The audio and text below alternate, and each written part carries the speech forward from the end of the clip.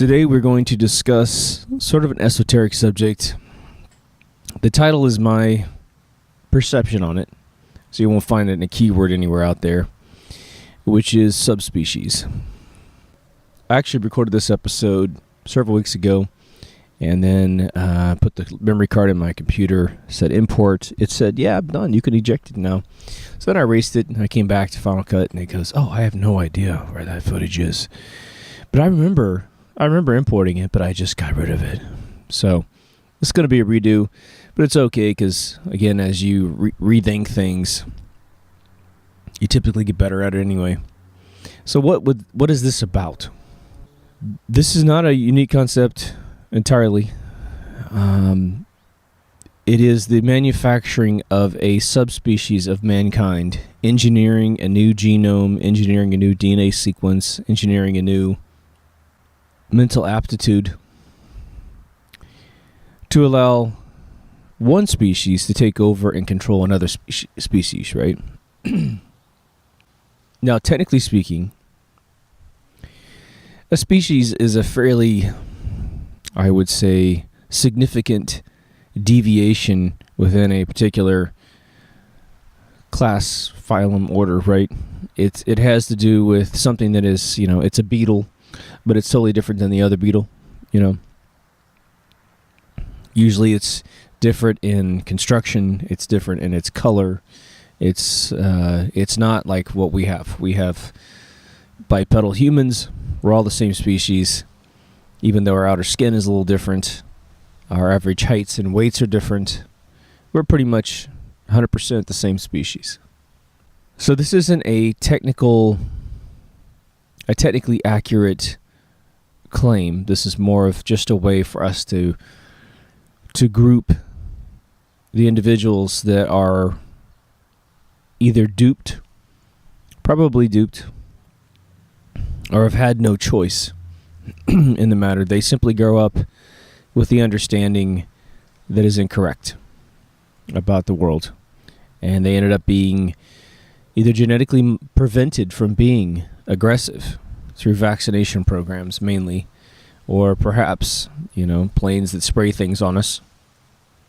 Having never had a glimpse of what it was like to be in control of their lives, they will simply be potential candidates to serve the ruling class. Douglas Adams was an author who wrote a very famous radio series called Hitchhiker's Guide to the Galaxy, which was later converted to books. I think I found it in the book format. I think the book kind of screw up the timeline of his beautiful story. It was then turned into a movie at the BBC back in the early 80s, which brilliantly used as many of the original radio voices as possible, which was, I think, for its era, it was fantastic. Later, the movie was reprised and destroyed by an optometrist's optical dispenser's son, let's put it that way. Just butchered. If you ever saw the movie made in the last 20 years, you have no idea what this book is all about or what this radio series is about. The best way to adjust it is to go get the 78 to 82 or 3 series, and then you can listen to the Dirk Maggs reprise in the 21st century of the last 2 books. They did a fabulous job. But this story had a wonderful twist in it. There's so many twists in this story, it's phenomenal. I mean, it's really a sci-fi comedy for smart people, is really what it is. But he had this area of the book, without screwing it up for you completely, that 2 of our courageous story members find themselves on a spaceship suddenly, and looking around, they see a bunch of what look like sarcophagi, a bunch of people, sort of like transparent glass so you can see inside. And they deduce very quickly that they're in some sort of giant, maybe floating cemetery. And then they eventually get captured and taken to the leader of the ship, who's this man who's been taking a bath for about 3 years. Who's just, he's just so happy to be there. Why get out of the bath? And it's just getting warmed up, And they through a quick interview, they realized these people are dead. These people are in stasis. And they had been sent from their home planet to another planet because their home planet was being threatened by all kinds of different things. And they were on... There was 3 arcs that were supposed to leave the planet. The A arc was the arc with all of the amazing ruling class of the world. The C arc were all the builders that would serve the A arc. And the B arc, which is the one that they're on, were all of the marketing executives, telephone sanitizers, all of the riffraff of the universe, their universe and on their planet, that really didn't accomplish much. They weren't the inventors. They didn't really build anything interesting. They were sort of just a fluff. And when our main characters start to ask the people, well, what was gonna kill your planet? They all had these crazy... Everyone had a completely different story, and they kept arguing with each other. Well, no, I heard that we were in imminent danger of, being consumed by a star goat or something really strange. I mean, just absolutely... And right away, the characters start going, oh my God, these people lied to you, put you on an ark, and got rid of you. And eventually, this ark lands on Earth. And that's who we are. We're the B arc. Which I think is just... It's utterly, utterly brilliant times 10. I mean, it's just fantastic. But the reason why I mentioned that example is that is a perfect example of the subspecies I'm talking about. The ruling class are probably some of the most obnoxious beings to ever accidentally crap out of human genetics, right? They have convinced themselves that they are as productive as their ancestors, as clever as their ancestors. They have no empathy and sympathy towards anything in life, including each other. Their entire mindset is sort of a dog protecting its bowl, or a child not letting another child play with its toy. But the child wants all the other toys too. They're barbaric. They love to war with other people's lives. They're not... I think subconsciously speaking, they do understand the value of life up to a point, and then they love taking it.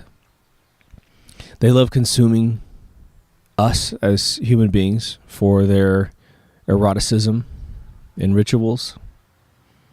It's been proven over and over and over again. I think they get off in war because in the end they just love seeing that little stratego piece go across the fictional board.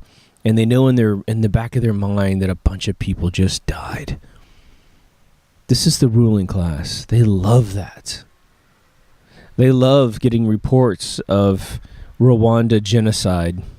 Just killing people is one of their low-hanging fruit, children running the world sort of eroticisms, I mentioned it before, but there's a Star Trek episode where Captain Kirk runs into a whole planet being run by the surviving children of a big spaceship crash, and they have all kinds of weird rituals, and that's sort of almost a carbon copy of the Eyes Wide Shut douchebags that unfortunately have their hands on the controls. And we, by being good people, never, ever, ever think a single thought through our brain, push the program through our CPU that they live with constantly. So what the ruling class wake up thinking and go to bed thinking and what they dream about is completely and entirely different than the spectrum of thoughts that you and I have. And so one of the reasons why they get the free pass to live in the shadows is that as you reveal them, your neighbors, your family members, they are unable to put that program and run it in their processor. It would be tantamount to taking a Microsoft Windows program and trying to run it on a Macintosh computer without a simulator, or an emulator, excuse me. And becoming a truther is probably, metaphorically, you gaining possession of an emulator where you can run anyone's code through your processor, right? So I want to set that up a little bit because Subspecies is all about the next level of them, because the other half that we do not recognize half the time, that we need to recognize, is that in addition to their pouty, childish, selfish immature, underdeveloped brains. They're sociopathic, scaredy cat brains. Remember the dog protecting its bowl of food. It never looks more ignorant than the moment it bites the hand that feeds it, right? They also pay money to borrow the intelligence of others, for they do not have intelligence of their own at the level I'm about to describe. But they will sit at the top and they will say, well, can you just make them go away? You know, these big ball babies at the top. Well, can you just make them all go away? And some scientist comes in or some little minion comes in. Yes, I think we can handle it. I'll need $1 trillion. And that guy goes off with his $1 trillion and fucking wreaks havoc. He is his own little stare down from the top of this Aztec pyramid of crazy. And he does everything that he wants. Potentially misleading the top of the pyramid. The parameridian is perhaps not as informed as it thinks. Maybe it's a second stage down that is actually running the show, right? And then it just gets more demented until you get down to some scumbag like Hillary Clinton or Bill Clinton. And, you know, hey, the promise is just do what we tell you and we'll give you the paycheck. And so he's like, well, can I whip my dick out at any point in time and stuff it in a girl's face?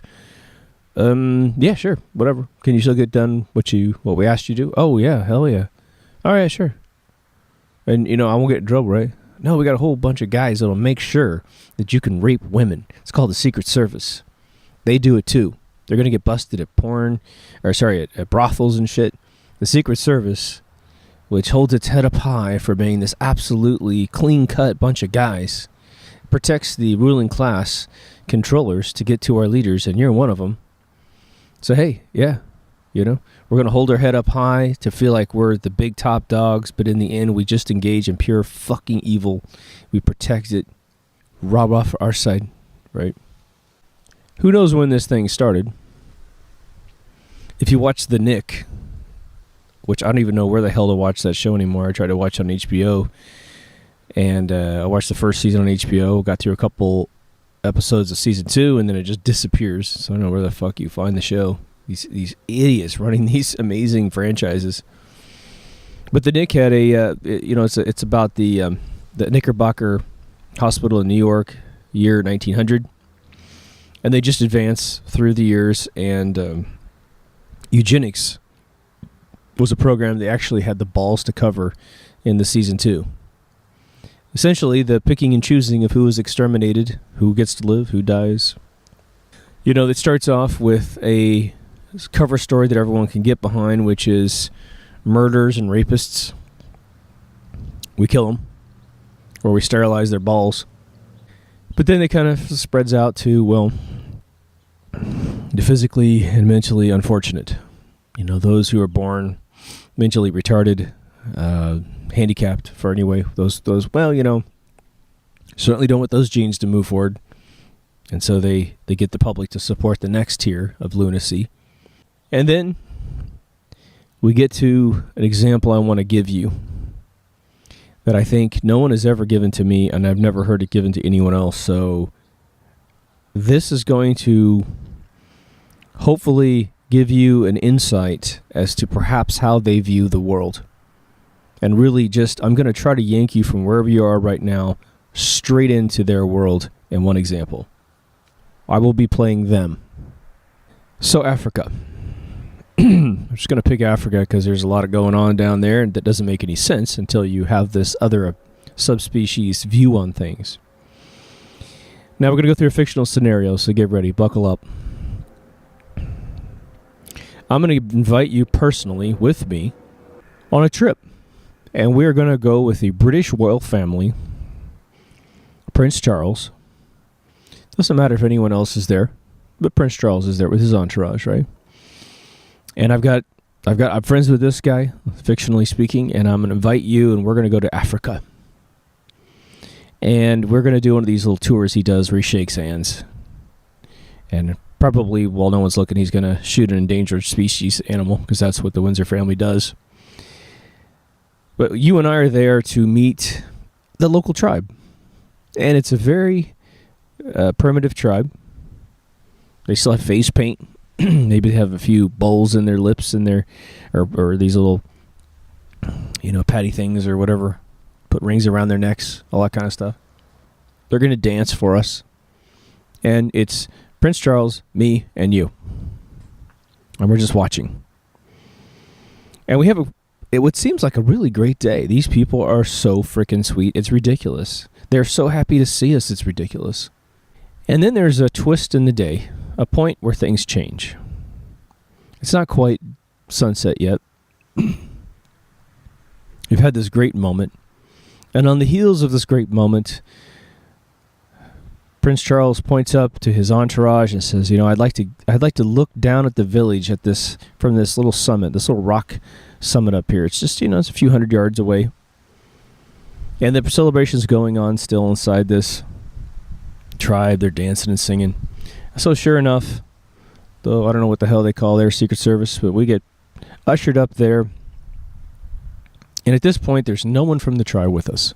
We're just observing this incredible group of people do their thing. What they have spent thousands of years figuring out how to do. We're watching it from afar. It's just fascinating. A sociological, experiment right in front of us. Just watching a different culture. And that's when Prince Charles starts talking to us. And he starts saying, now do you see why these people have to die? And you and I go, what? Well, obviously they are several thousand years behind the rest of us. Now do you see why they have to die? And you don't say anything, but I say, well, elaborate. And he says, well, the world's population is increasing, therefore our need for resources are increasing, and therefore we are going to need to use this land to eventually feed our people. But these people are here, and they are at least 1,000 years behind the rest of us, if not 2,000 or 3,000 years behind us. And this is one of the more sophisticated tribes in Africa. Sure, there are cities, and they'll probably be able to integrate beautifully. But we're talking about the thousands and thousands of tribes all around the world, all throughout South America, that have never made contact with man. Now do you understand why we vaccinate them? Why Bill Gates takes his fund and finances the sterilization of these people? We are part of a group that is clearing the way for the superior species of man to rule the world. Because we cannot wait 2,000 or 3,000 years for these people to understand what it's like to be us. So then you look at me really funny. You realize, wow, we're probably in some danger due to our opinions being different than this guy. But I ask the next logical question on behalf of both of us, and I say, fascinating, Mr. Prince, sir. But can't we scoop them up and bring them into our world and rehabilitate them or teach them our ways? And Prince Charles looks at me and laughs. And he says, well, we've tried it. One, they don't want our culture. They love their culture. And fair enough. But two, as much as we take even their children and send them to Harvard, Oxford, Cambridge, for some reason, because they have lacked the growth patterns for the last 1,000 years of the rest of us, they're unable to assimilate. The average IQ of this tribe is 70. There's nothing wrong with them. It's just they're 1,000 to 3,000 years behind us, depending on which tribe we're talking about. So do you see now why they must die? You have now experienced probably their attitude towards these people. There is no preservation unless it is in some zoo. Sort of like the treatment of the Native Americans in America. It's almost like a reservation is a glorified zoo. to observe a people that are nearly extinct. I think it was Alex Jones that was one of the first individuals during his filmmaking stages before he was completely co-opted by them, which is what I think has completely occurred at this point. He had talked about using the medicines, and a lot of people have, but using the medicines of the world to trick people into rotting out their brains. So the inertia within the confines of the human genome is pretty intense, meaning it will not be easily changed. It will want to go back to whatever it was, even if you can take a particular human being and mess with them. You've merely damaged them into another species. You haven't really gotten them to genetically evolve. However, I do believe they could probably pull that off and create genetic mutations that then can spawn. But just like most sci-fi movies, once you create a mutation, it wasn't a natural mutation, and very soon you have the death of that being, because as it multiplies, that unnatural modification ends up consuming the overall autonomic function of the creature, and therefore it dies, right? So you might be able to mix a spider and a goat and get one species, one birth to survive for a few hours, days, years.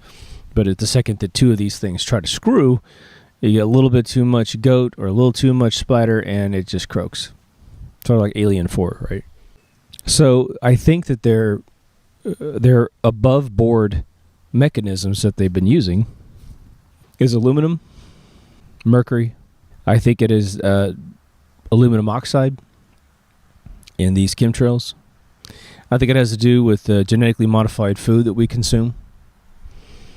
I also think it has to do with the radio frequencies that we endure daily. All of these things combined can create genetic limiters. Again, if your child takes a vaccination, it doesn't matter if they survive to the point where you can't distinguish them. You can't distinguish any difference prior to the vaccination, and you think, well, my kid survived the vaccines, therefore they're good. Your child has been modified if you give them vaccinations today with any type of thimerosal. Remember, if you give your child flu shots, they always have thimerosal. The second you give your kid any of this unnatural crap, which 150 years ago we never put in our children, and we end up living nearly 100 years old all the time, even though the schools and your social intellects will teach you, well, we used to live shorter lives back in the day. No, we didn't. No, we didn't. Do some anthropological research to figure out that the only time we had short lifespans was during the plague, okay, or during big giant flu outbreaks. We did not live longer or shorter lives. We lived a lot longer lives. I studied Egyptology for I did 6 years solid, then I've done, loose research since then. But I tell you, when I was in the thick of it, I was looking at mummies of the people that built structures, built temples and pyramids and things, and the average age was mid-70s, and every single one of these people had their teeth, their original teeth. The pharaohs' mummies are on average, if they weren't murdered like King Tut, 90 years old.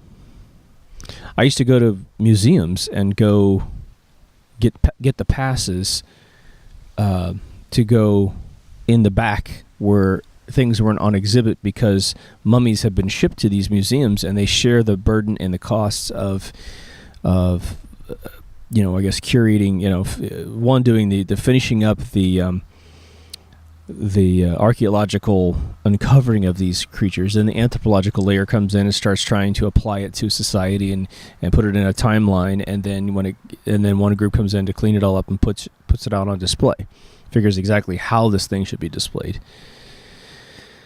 So I can tell you that we used to live really long. Again, the obituaries in my hometown, they go back 150 years, and you're talking about the average age on these books, because I took a class where we went and looked through all these death books. Late 80s, early 90s was sort of like the average age, but I would say that only accounted for 50% of the people. The other 50% were hitting 100 easy. Again, no vaccinations for my great-grandfather. He lived to be 101. No vaccinations for his father. He lived to be 104. So stop passing on that information if you ever have in your life, right? But the thing is if we take these medicines, we put things inside of our bodies in a lot of cases that can never escape. And so whatever we were, it is limited. And so that's where we have to start caring. I'll give you a couple ways that a subspecies could be created. Because a true subspecies is something that genetic code determines. And this isn't the case for human beings and this cabal against us. Again, for most of us, when we look at animals, a subspecies is something with a physical difference. For this argument, it is nothing more than the internal physical limitations and differences, right? So if a human being can't think a certain level of thought because they have neural toxins bouncing around inside their brain, such as mercury, such as formaldehyde, which comes to you from aspartame / NutraSweet / any diet soda you drink, right? Then you simply can't achieve the mental brilliance that the ruling class can achieve because you have a neural toxin in your brain that has penetrated your blood-brain barrier and is bouncing around, ripping off the coaxial tissue, the coaxial proteins off of your neural wiring.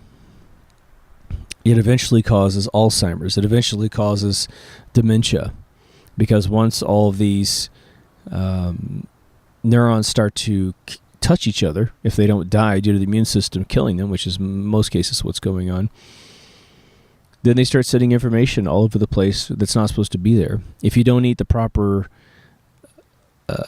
cholesterol, like cholesterol from an egg yolk, 76% of your brain's mass is cholesterol.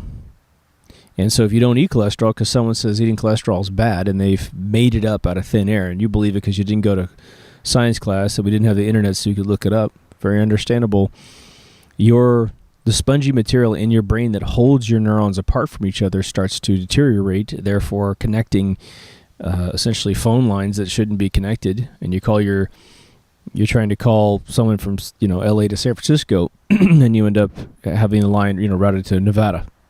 This is how it's done these days, through toxins, through movements like the vaccination movements. If you line up 20 parents and 10 of them are for vaccinations and 10 of them aren't, I guarantee you, if I send one group to a Mensa test to figure out how smart they are, and I send the other group to a Mensa test, the ones that understand that you shouldn't take vaccinations are the smartest people in that room. And the 10 that believe in vaccinations have an entire history, an entire life history of capitulating down to these people, of believing official stories. I'm willing to bet they're massively religious. Whatever they were told to believe is what this other half will believe. Now here's the danger of the subspecies being created around us. These fuckers can vote. Eventually. And so eventually, the ruling class, of which worries about nothing, because this other subspecies of people that need to be told what to do in life, otherwise they don't feel comfortable, keep them in power. Eventually, the world will be utterly consumed by ignorance. And again, this show is all about making sure that ignorance doesn't spread, that we actually nip in the butt the virus that would make people indoctrinate their children. And again, these are sweet people. These aren't bad people, but they're just dumb as a fucking bag of hammers. And so the problem is they're vaccinating their children, creating another generation of kids that will have huge attention deficit problems, IQ problems because they can't concentrate. They may end up being horribly violent. Maybe they're just vegetables. Maybe they go into so much brain damage that they're labeled autism, which is a fake diagnosis, right? And then the families that have to take care of them are unable to amass wealth, unable to build up a nest egg to hand their kids something. Perhaps their grandchildren never happen because no one wants to date or can date someone they can't speak. It's a hell of a thing, man. When you're young, you have a lot of energy and you think, well, I'm going to change the world. And if you do have that capability and you are of that age and you are of that opinion, dear God, go do it, please. Because you're not going to have that energy your whole life. And if you can get something started, you can make a song, write a film, do whatever. Okay. Trying to kill nice people. But we need that group of people to do it. But once you get older, say over 40, you start to feel the first sort of genetic fatigue that you've ever felt in your life. You wake up potentially without the energy you used to have, or you've done what you've been doing for so long, you don't necessarily want to do it again, right? So now think about that in your mind. Draw like a spectrogram in your brain, a timeline in your brain from, say, age 0. Take a line in front of your face. The left tip says 0, and the right tip says 100. So you see someone could be living 100 years on this little spectrum. Now I want you to think about it. If the social mobility starts at, say, 18 to 22, when a kid gets out of school and can go off and do something to affect the world, well, we know that by the age of 40, which is 20 to 22 years later, unless the kid has incredible momentum built up to sustain, to keep up a sustained attack on his or her agenda to help us out, they're pretty much done. And they're probably done way before 40 if they have children or, experience the normal attrition of life where it's time for you to live your life and not help others, right? Which is never truly purely the case, but you understand me, right?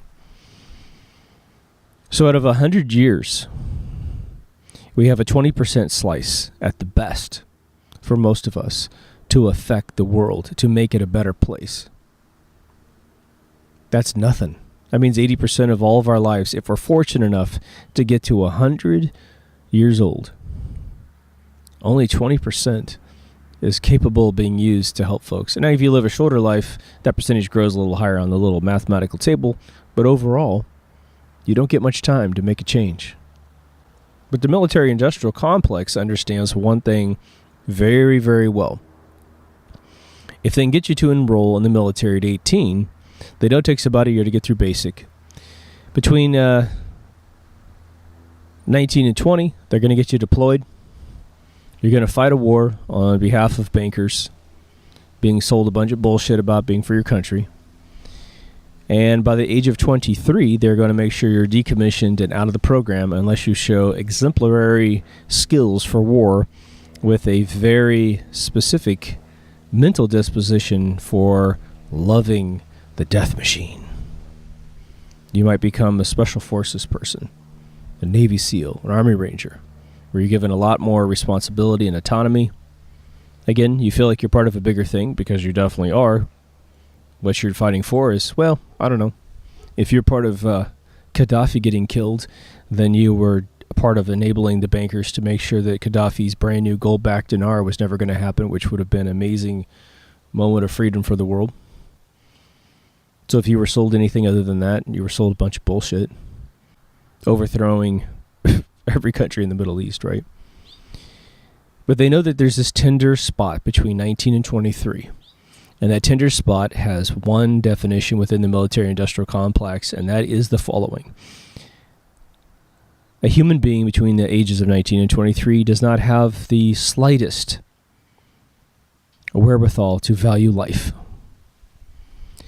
The chemical euphoria of being young and being released into the wild for the first time in your life, you've had control of your own life, right? You've been repressed by your parents, by the school systems, forced to do this, forced to do that. And even though you're completely under the thumb of the military regime, you're sort of on your own for the first time. And you got a fucking gun, motherfucker. You're badass, right? No more PlayStation, simulations of this shit. My God, you pull a trigger and you feel a pop. You pull a trigger and you see someone's body explode. How exciting is that for your moral fiber and the history of your being? And as long as someone tells you it's heroic, shit. Why ever leave war? This is awesome, right? Well, I don't know what it is, but I will say that there is something that happens at 25. You have a transformation having been alive for a quarter of a century. For the very first time in your life, you start to see the mortality of your existence, because in 25 more years, you're going to be 50. And when you're 25, you think 50 is the end of the world. Which it's not, but whatever. That's what you believe. And so when you have a bead on mortality, then taking life starts to feel a little bit different.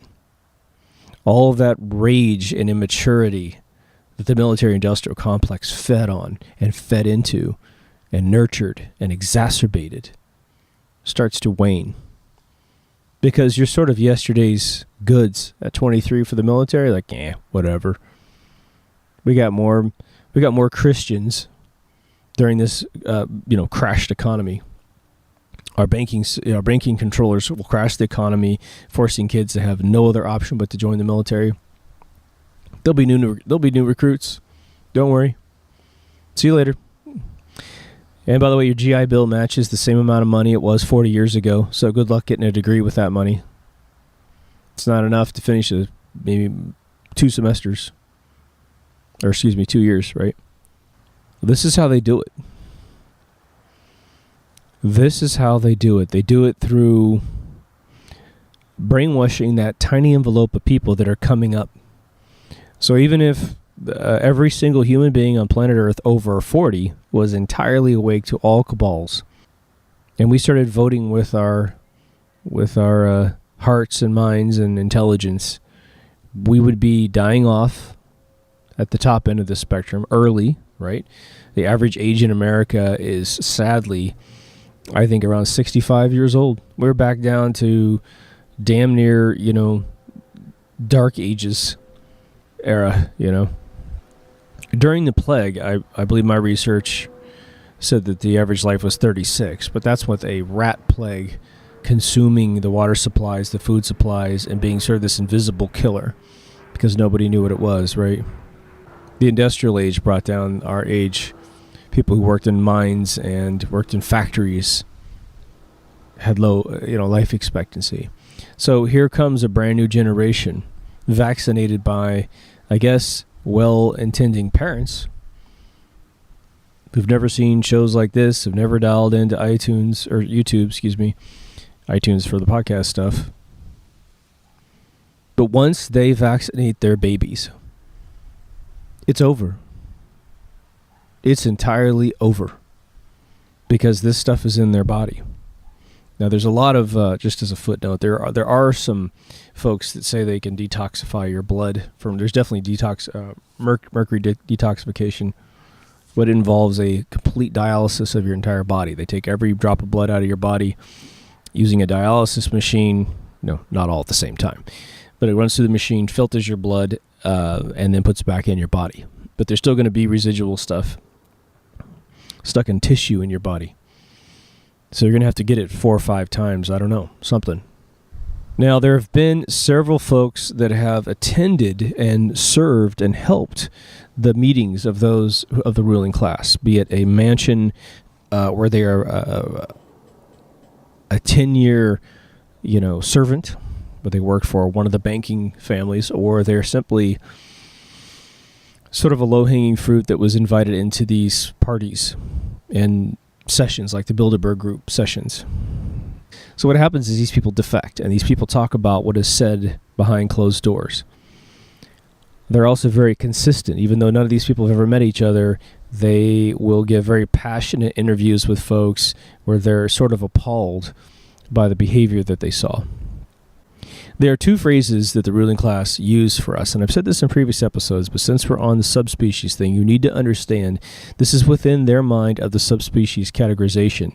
The ruling class have a very infantile brain in that they need to be reinforced that they are the ruling class, right? They love the word elite, which is why Kyle will never call them elite. They love this. They love, believing that they're the chosen ones, right? There's a few groups of people in the world that really love to call themselves the chosen ones as well. It's important we don't use those phrases. Now, the 2 words that they use, one that you're very familiar of, which is sheep. Sheep Well, actually, let me just tell you both the words, and then we'll go through them. Sheep is one, and the other one is cattle. Those are the two words that are used to describe us when large agendas are being planned and hatched. You might think, like when I first heard those two words, I didn't make a distinction. But this is, once they start using a word to label people, that what happens is it psychologically enables not only them to believe that they are, one, superior, but two, to use us in ways and think about us in ways that is subpar. Now I'm going to use the N word here because I want you to feel the sort of rage and disgust that you should feel when I say sheep and cattle. If you have a white person in the room back in 55, I should say 65 because people don't think the word was used at that point, and a white guy talks about a nigger, and he says those dumb niggers, blah, blah, blah. Doesn't that just make you want to puke, right?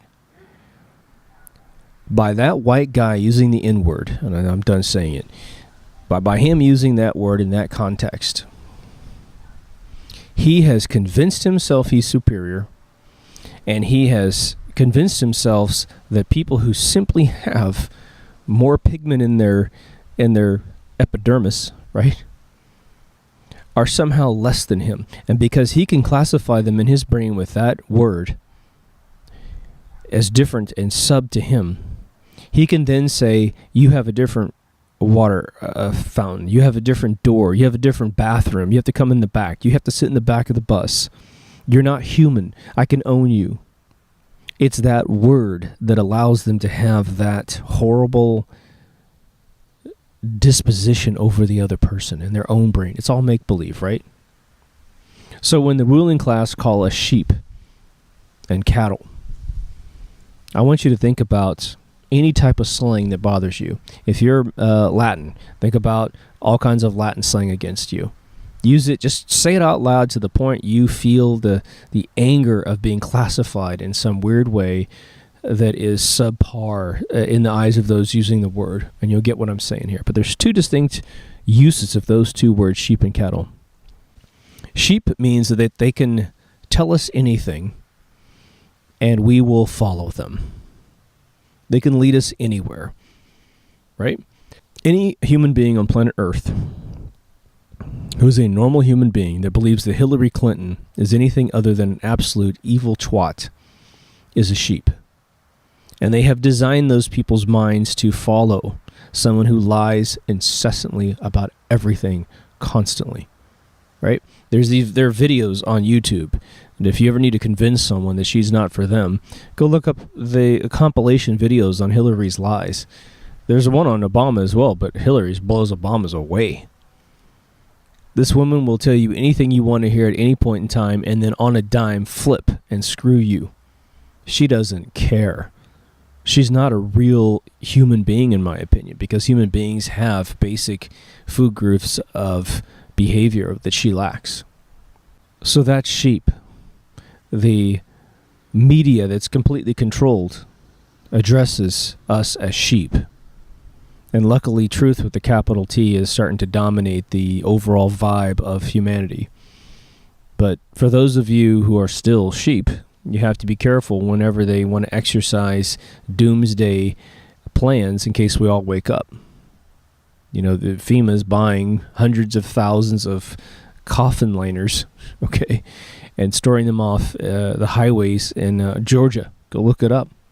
There's the Georgia Guidestones, which talk about killing 99% of the world, leaving it to these jerk-offs like Hillary Clinton to be at the tippy top. Can you imagine the sadness of you're sort of drifting to the other dimension of reality after you die, and you look down on Earth, and Hillary's the only one left, and people like her?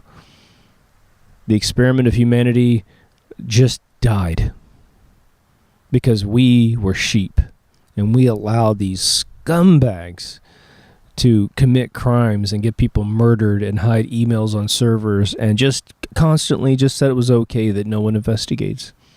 Well, the good people can't become president, no matter who they are, right? I'm going to put a female in president. I'd put in Senator McKinney. I put her in office in 2 seconds. President of the United States. She's black and she's a female. Boom. Done deal. I think Cynthia McKinney, I think is her name. Now, cattle.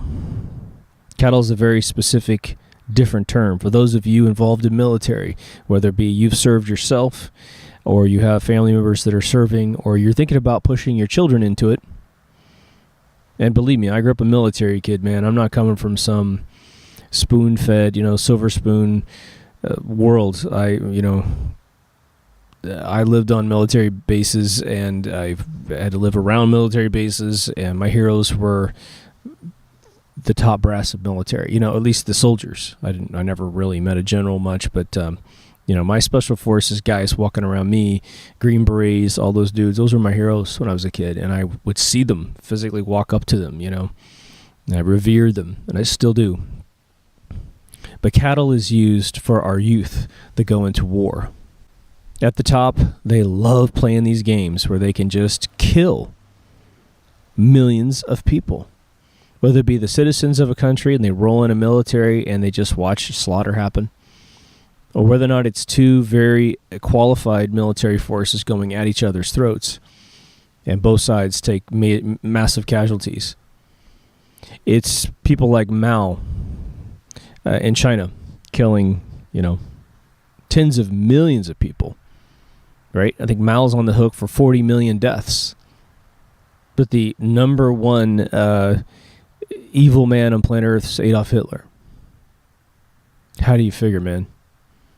We actually give preferential treatment to China for trade because the ruling class are using their slave labor to make products for us because we can't smuggle enough folks into America to do it here on our soil, so we send it all overseas.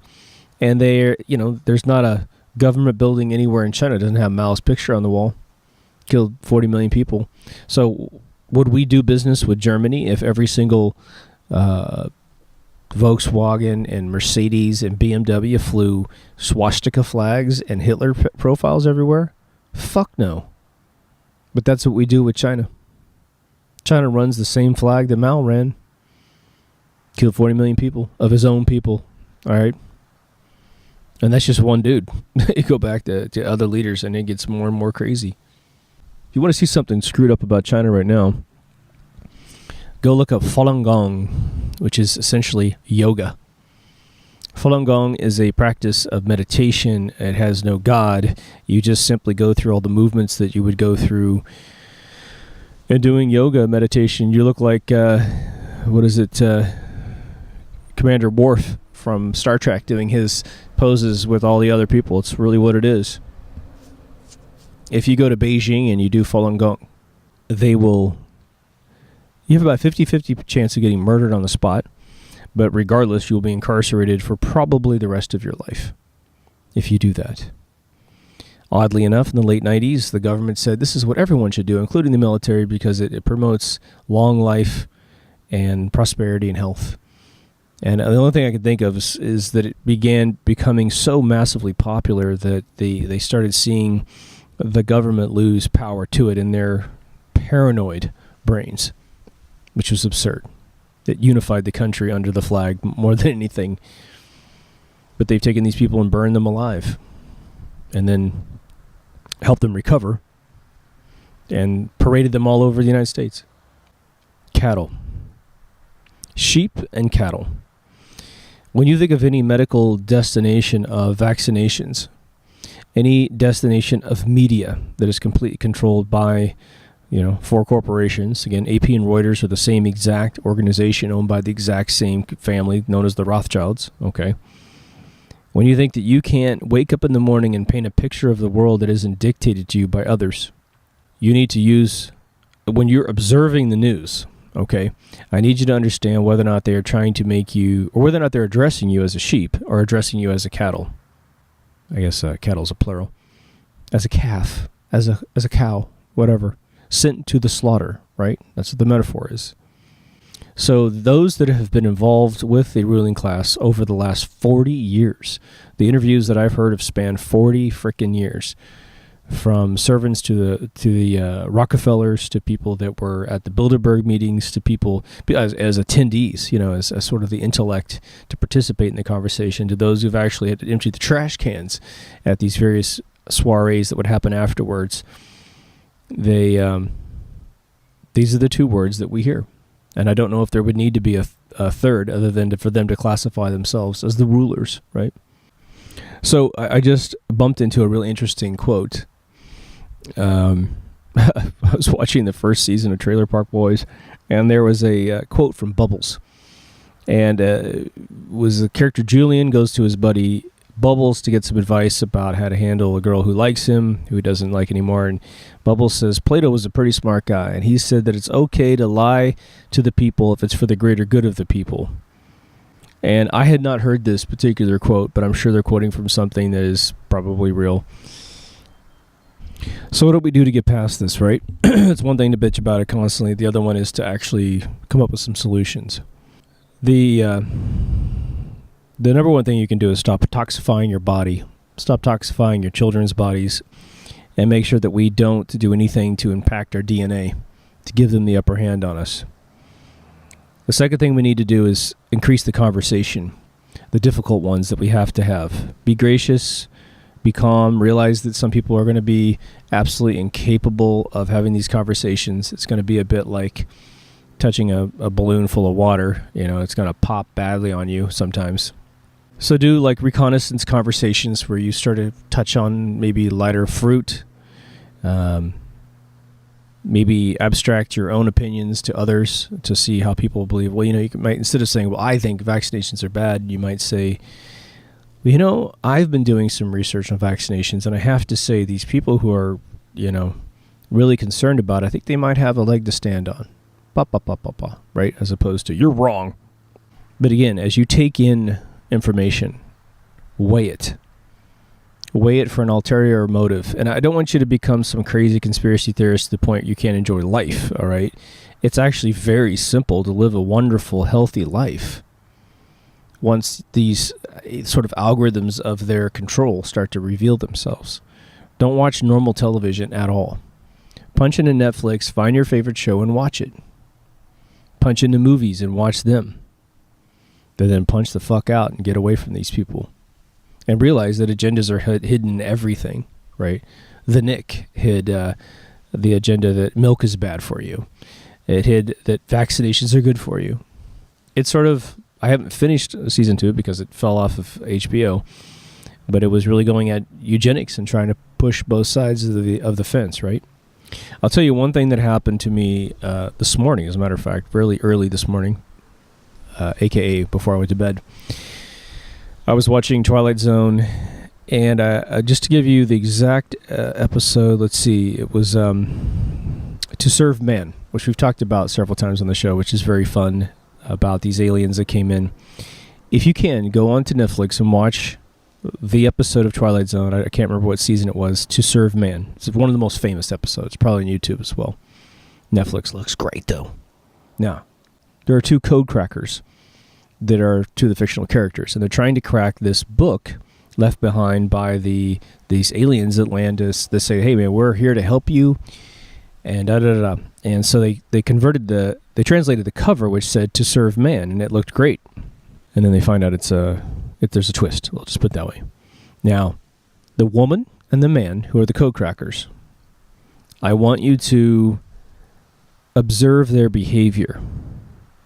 And I would say that at least in the late 50s, early 60s, when these shows were being filmed, Rod Serling included in all company, you had real men, almost as a 99 percentile outcome of being alive in this country. Regal in their appearance, in their behavior, in their empathy towards others. And the woman who plays the code cracker is a woman. She just exudes this amazing, strong, refined female character.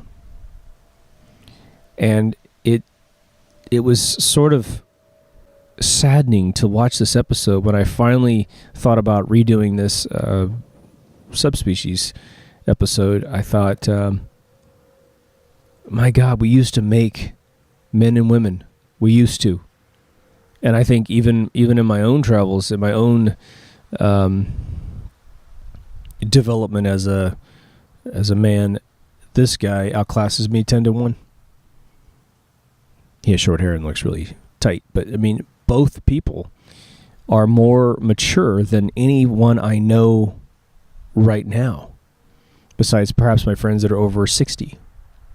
But, I mean, there's plenty of ball-babying baby boomers out there that are absolutely not these two people.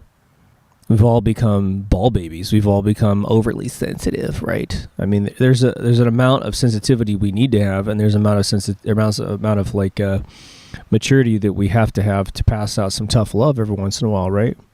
But go watch that. See if you don't feel the same way. To Serve Man, Twilight Zone. Go check it out. Now, you might also argue that all I am talking about is the social evolution of man and how we have changed. And that perhaps in your mind you think, I doubt you're hanging on if you counter my theory here, but just in case one of you survived this long, maybe your thought process is, well, dude, mankind itself has evolved, and you're simply dealing with the discomfort of what you're familiar with. And I'm certain that there's a part of that. But when I look at the Constitution and the mental fortitude, and probably even physical fortitude of humanity to be able to survive what is called life, and especially since we buy into the old mechanisms today more than ever of how to run the world. Like, we got rid of monarchs because that was a fucked up way to live life. But all we did is allow bankers to take over their positions, and then on top of that, we allowed them to hide themselves. We allowed them to put pyramids with all-seeing eyes on the back of our money. We allowed our money to be fake and made by these people. We allow Fox News or CNN to convince us that we have to go to war. You know, and for those that are liberal, I guess, I hate to even use these terms because I think they're all bogus, but I think in the people's minds they believe it to be real. For those who want to say, well, I'm a Democrat, I am not for any of that stuff, it's like, bullshit. If you're a Democrat and you actually buy into the false paradigm that is actually a unique organization, different than the Republicans, haha. They gave Barack Obama in his first day of office a Nobel Peace Prize. Anyone who's ever been given the Peace Prize at that point just had that award covered in shit. This guy has done nothing in his entire fucking life before being pushed up as the puppet for the bankers. And he's given a peace prize. And then he invades 7 countries. The amount of bombs dropped on this guy's watch is unbelievable. The amount of people wholesale slaughtered under his watch is unbelievable. Hillary Clinton organizing at least Benghazi alone, and then when everyone dies, she goes, what difference does it make? This is going to be the President of the United States if we don't stop this, broad. Can you imagine? We have NDAA, right? The thing where they can come capture you in the middle of the night. None of your neighbors can say they saw you were captured. Otherwise, they go to jail too. You get pretty much a kangaroo tribunal, and they can assassinate you. And everyone goes, oh, well, that'll never be used on Americans. That's only for the terrorists. We have an open border with TSA. Give me a fucking break how much anybody cares about these two things. All right. Then you are NDAA'd and you are killed. And the President of the United States is on record previously saying, what difference does it make? Yeah. You're onto something, liberals. Yeah, you're onto something, Democrats. Putting a lying see you next Tuesday in the presidential office. Who doesn't give a shit whether or not you live or die? I'll give you another example of subspecies, and then I'll close this episode off. This is going to piss off probably some of you, especially if you don't like Donald Trump. But I'm going to tell you right now, what I have seen in the rebuttal of Donald Trump's campaign is the people who are afraid of a strong male. We now have taken real terms that had real meaning and were attached to real evil people or very screwed up mental people, and we've attached it to Donald Trump because we're afraid of a strong male. The amount of women that call him, I don't know, misogynist or racist or whatever, when I look at their personal lives, they've lived this absolute hug Hello Kitty doll life. They married weak men so that they could dominate them because they have the choice now, right? And so they're terrified. A woman doesn't want to be a woman, and a man doesn't know how to be a man. And so when a traditionally strong male comes in, a very successful businessman, he's got all these names attached to him, but the guy hasn't come out and killed people and said, what difference does it make? He's evil because he has something you don't have, and that's perhaps some success and confidence in himself. And so he's demonized for that. When you take the largest hit pieces on Donald Trump and you watch them on YouTube, which I have done many times, it's all frivolous bullshit. You know, if your uncle was Donald Trump, you'd be super proud that he was a strong male, that he is a strong male, that he's leading people, that he's successful, that he's tough, but he's fair. You'd be like, that's my Uncle Donald, man, and he's a badass. Maybe I wouldn't want him as my dad if you're a weak person, but at least you're proud that he's over there doing his own thing. What does his wife have? 3 degrees? His wife would be a better president than Hillary Clinton, for God's sakes. Any of his kids who were his first 3 children would be better presidents than Hillary Clinton. But we've been subdivided into sheep and cattle, and so we look at a great candidate and we pick him to pieces, while we have been convinced that, quite frankly, the most bona fide evil human being we've ever had in office, Hillary Clinton, is the better choice. Unbelievable. The Stockholm Syndrome dripping off these people is insane. So there you go. I probably just had half of you click off there. If you made it this far, thanks for listening. Thanks for having an open mind. Let's make sure that we remain the humanity, the human species that we deserve to be, that we're born into being. Let's protect our children from this stuff. Let's protect each other from this stuff. If you get sick, go back and look at the episodes on health, especially the one on cancer. Make sure you don't just walk right into chemotherapy without knowing your options.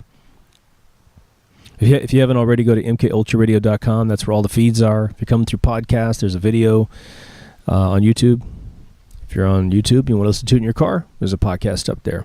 Please, again, let me know if you have any problems with the podcast, because I'm having a problem with my cell phone being able to... It doesn't have a problem starting the episode. It has a problem continuing from a start. So if I stop it and hit go later on, it seems to spin and not be able to continue. So I think my count's maybe a little inflated because everyone's trying to continue, but no one's complaining, which is weird. So maybe we're just getting discovered. I don't know.